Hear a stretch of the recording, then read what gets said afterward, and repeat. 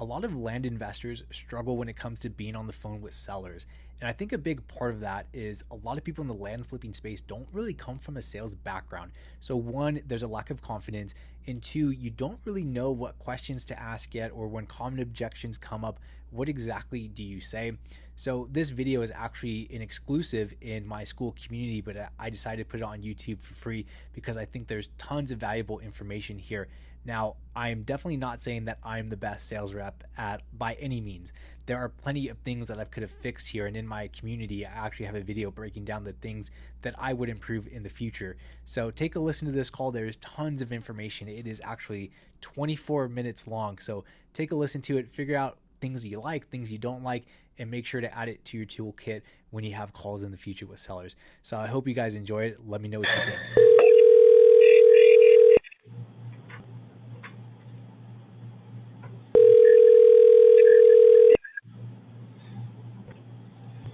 Hello? Hi, this is Anthony with Weilerland. I was speaking to earlier, and he told me to give him a call around this time. Okay, here he is. Thank you. Hello.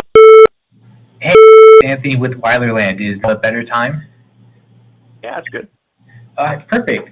So like I was mentioning earlier, my colleague had informed me that she was talking to you earlier, and you had stated potential interest in to sell land out in Perry County. Just out of curiosity, what makes you interested in wanting to sell your land? I've had it for a lot of years. I just don't have a need for it. I mean, I had something, and then life happened, and I just retired, and I just don't have it for. Gotcha. Okay. And how long have you owned the land for? Oh, God. Let's see here. I could probably tell you. Hang on a minute. I'm going to ask my wife. She's better at dates than I am. About when did we buy that land, honey? When? Yeah. Roughly. Okay, hang on.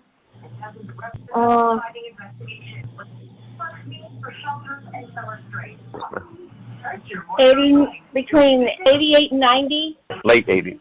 Wait, okay. And were you using the land at all, or you mainly just been holding on to it?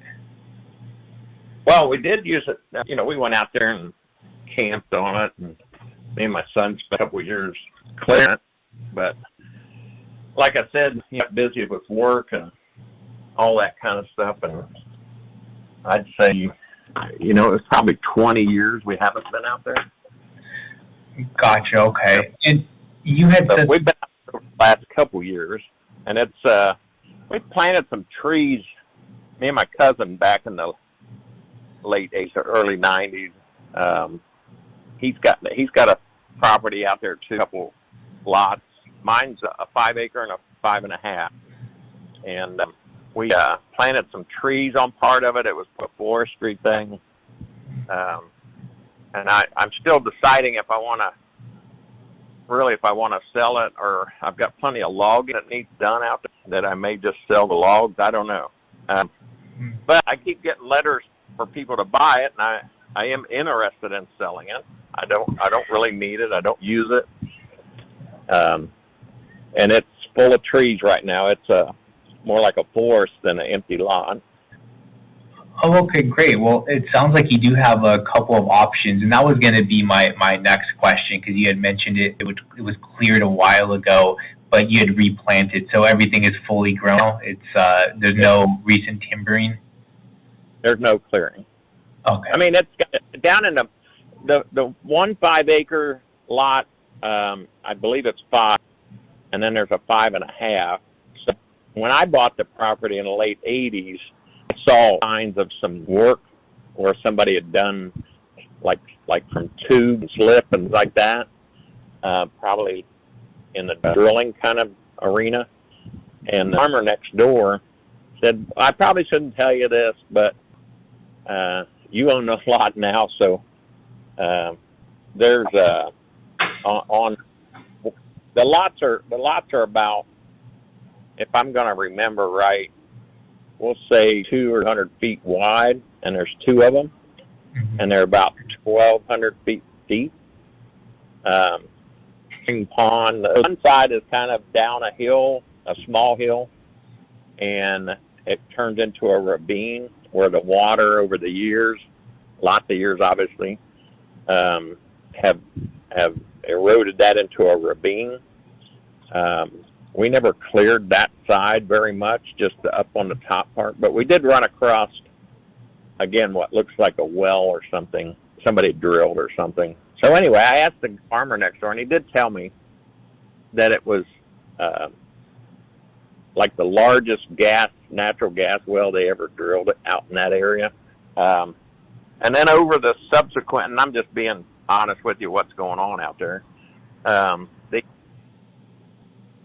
There were companies over the late '90s to late '90s that came out. They sent me letters and stuff, and they wanted to do some seismic testing for gas and things like that, I guess.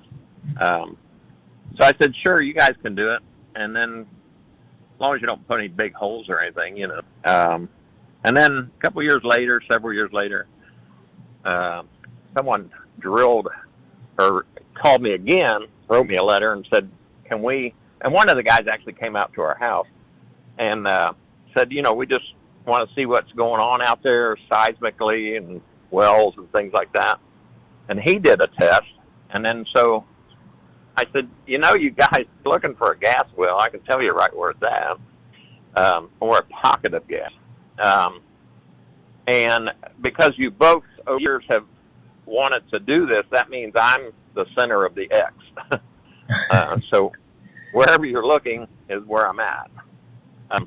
I never did anything with it. I had some ideas about some small campgrounds and you know, I talk a lot and I have a lot to give when it comes to that. And, you know, maybe have some parents and some teens and some cabins and talk to them about life. And I still think that's a very important thing, but I just don't know that I have time to do those things.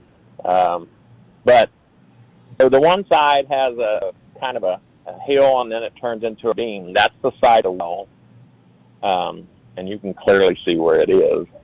The other half goes downhill from the road, but it levels out pretty much the back 2/3 of that level. It's got spring water that comes out of the ground, you know, all those kind of things. And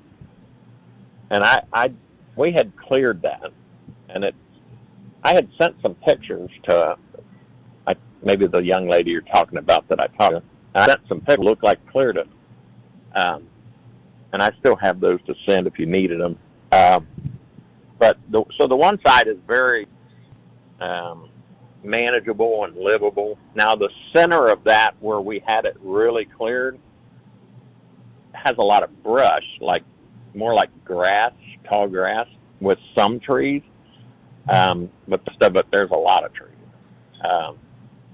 So there is trees taken down or had if somebody wanted those. But some guy from a logging company wants to go out and look at it and eventually buy it because there's tall trees that are like pine trees or something.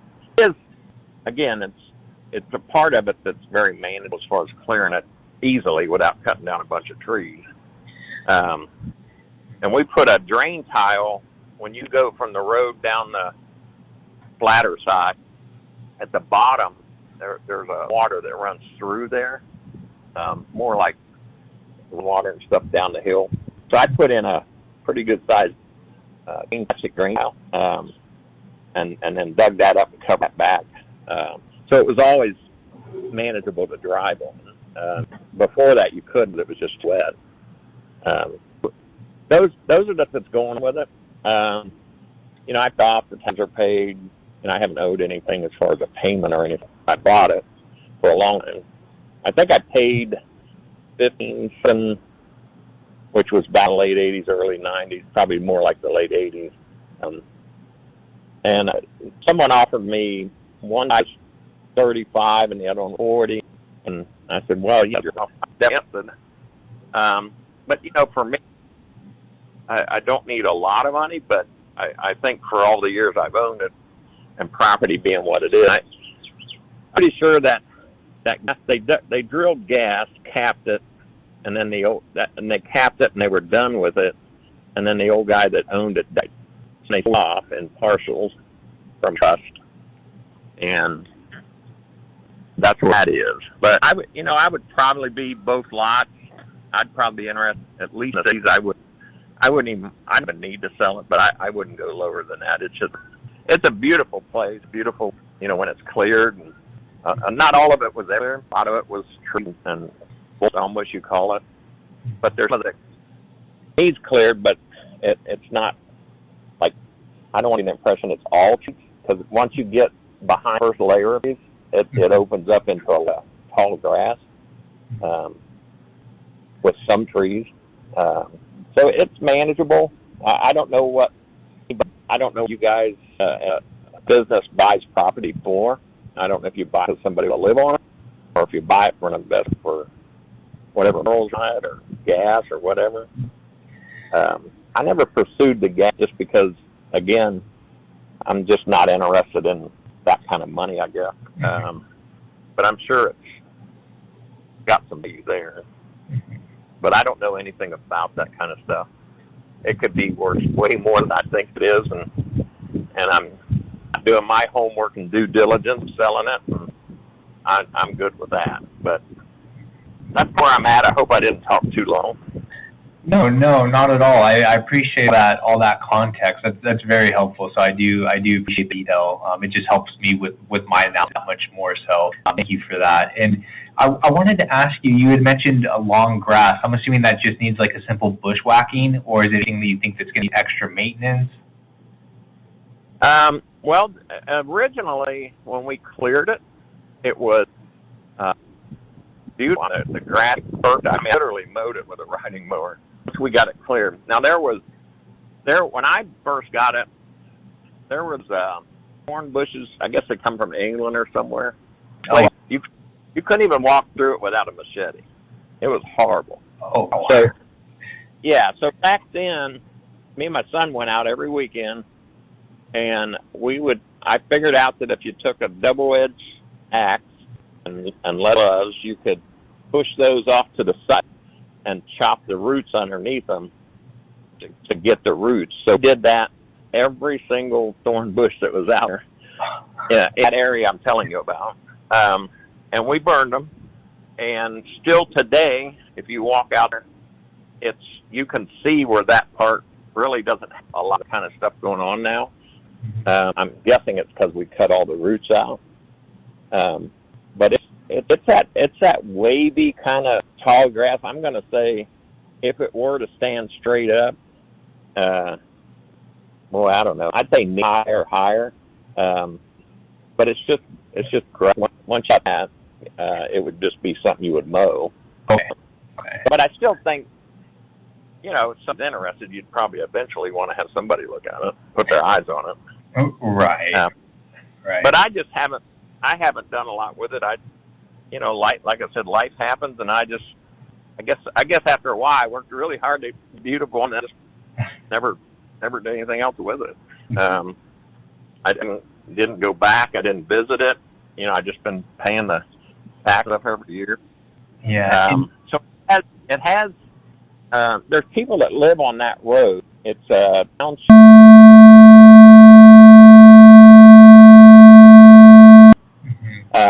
And it's probably a 2-3 mile long road with a dead end that's a circle. That's where my property is. So if you're right up that road till you get that circle, there's a lot on the left, right near the farmer's fence. That's not mine. And then there's 2 lots, which are mine, from that lot. And there's telephone poles that kind of say this is where the property lines are. So there's a telephone pole on the left, the center, and the right. And then my property is between those 2 telephone poles, which is, and I don't remember exactly, but it was like 200, 250 feet between each pole. And it goes way back. It's 1,200 feet, 1,100, something like that. It's whatever mathematically comes out to an acre or 5 acres. But the side on the hill is there's a little pond from the spring fed water. There's a weeping willow tree, a caper maple. I mean, it's just beautiful when it's there. Yeah, but the one on the left on the hill as you're walking down into the property, and it's probably easier to walk along that first piece of property by the fence. It's probably easier along that and then go down into my 2 lots down there toward what's a pond. But again, it needs cleared out. There's some trees, and amazing what 20 years, 25 years does to wildlife and trees and forestry and all that. Yeah, but I just don't want to do anything with it. I mean, I could, but I've retired, so I got plenty of now, and I recently retired. I could go out there, and I'm fully capable of cutting down trees and mowing it and getting it up to shape. What I did, I just don't know if that's worth time to invest time into that. This other guy talked about coming out, and depending on what kind of trees, and I said, well, a lot of them are pine. They're, birds eat whatever, and then they poop it, and it grows, and that's what's going on, It's trees that are at least 5 years old. Right. The ones we planted were ones that people like to buy because they're straight up and down, and you can make 2 or whatever out of them. Okay. This seems to be part of a subdivision. Are there any restrictions, like an HOA type, or is it just no restrictions? The only restrictions that I've known of on that property is if you put something on it, you have to get permits for the septic. Oh, okay. That makes sense. That's normally standard everywhere. You normally have to get a percolation test or like a soil science. There's not a two-way situation. I mean, there's people that have built houses that are across the road next door. I mean, there's old houses, there's new houses, newer. Mm-hmm. But I don't know. I've never looked on Google or anything like that. It's in Perry County, which is, I think that's the most depressed county in the state of Ohio. So, really, Thornville is where the records are, for property and stuff. I've been there a couple times, maybe. But as far as the people that live out there, it's a place you'd probably want to go live if you wanted to live out. It's not like an urban area with houses next to each other and HOA. Mm-hmm.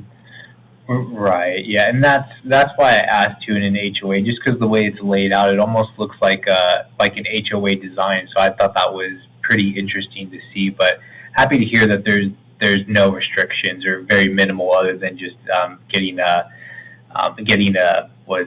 you need a permit to get. Right, which is not an issue at all. And that actually leads me to my next couple of questions. So it sounds like there's been no perk test or no survey that's been done on the land, or have you ever had that done before by chance? I have never had it done. I just bought it for what they said the deed has from, Perry County, which is, their auditor's office is in Thornville. I've been there and looked at the paperwork, but I never did anything with any surveys or had anybody do it. There was a survey done to divide it out, but I didn't, ask anybody to do the survey. So they just said, here's the property and here's how much you get, the lines and all that. I guess you can look that stuff up, but right. But I never had anything done. I think at one point I had let's see, what was it? Yeah, I'll be honest. I probably, all the years I went out there and cleared everything and all that kind of stuff, I had maybe found the markers that they, the metal stakes or whatever. I probably knew where 2 of those were, but I couldn't do anything with that anymore. I mean, I don't know. Okay. So No, I guess survey-wise, you'd probably have to have somebody do a survey. right. Yeah. I'm gonna, I would need a survey and a perk test done on that, but that's something that I'd be able to do on the back end if everything checks out. So this is what I'm thinking, Ray, and let me know, what your thoughts are and if you're open to this. You had mentioned, in like the $60,000 range, but with Yeah. not having a perk test done, or it sounds like there's a survey that was done. That would be no problem for me and my team to be able to look up. My assumption is we will most likely need a new updated survey, just so, of course, just to verify boundary outlines, making sure we understand what we are buying. But I'm willing to take on that risk and purchase it first, and then deal with that on the back end. So I'm curious, would you be open-minded to an all-cash offer? Again, being close to 60,000, but I would be at 55,000 all cash with no contingencies. Is that something that you'd be open to? Yeah. I mean, I want to work with you. I mean, I understand whatever the risks are very minimal because, I mean, I know what it is, obviously. But yeah, I could do that. That's, like I said, I don't want to give it away, but I'm in a situation where I don't need to sell it. I don't need the money. I mean, not that I can't use money, don't get me wrong. Everybody can use money. But yeah, I would be willing to accept that. Okay, great. What I can do moving forward, or what the next steps would look like, is I'm going to send you over a purchase agreement. I could send that over to you via email, and it could easily be electronically signed. And just out of curiosity, because we work with local title companies, and I always ask people, do you have a preferred local title company that you'd want to use with? If not, my team and I will make some calls, someone that's local to you. That way, if you want to close in person, you're able to do so. That way, it just makes it a lot easier on you, because normally it's around a 2 to 3 week closing time since it's an all cash offer. Again, no contingency, so it's a very simple process. But is there a title company or closing attorney you prefer? I don't. Okay. So what we'll do is I'm going to go ahead and I'll email you over that purchase agreement. You'll be getting it from me within the next hour or so. I just got to head home, see the wife and the baby, make sure everyone's okay, and then I can send you over. I'll get working for you on that purchase agreement, and I can send that over to you. What would be the best email to send that over to? It's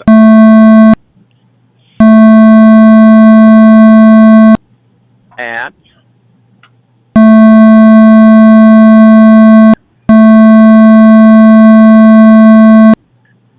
.net. Okay. And that was correct? Yeah, and it's